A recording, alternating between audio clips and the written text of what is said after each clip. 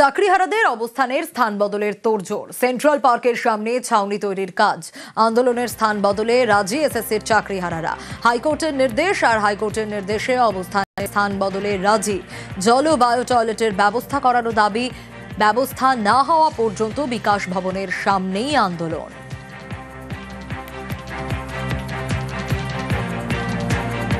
দেখুন, যে জায়গাটায় করা হচ্ছে ব্যবস্থাটা, সেই জায়গাটা আমাদের একটু অপছন্দ প্রথমের দিকে।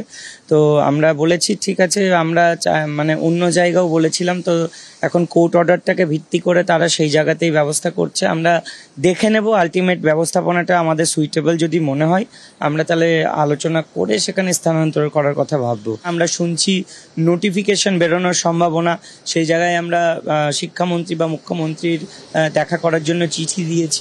আমরা চাইবো যে তারা আমাদের সঙ্গে আলোচনা করুন। আমরা কখনোই চাইবো না যে নতুনভাবে যোগ্যরা অন্তত নতুন পরীক্ষা দিক। আমরা চাই আমাদের যে চাকরিটা ছিল তাতেই পুনর্বহাল থাকতে।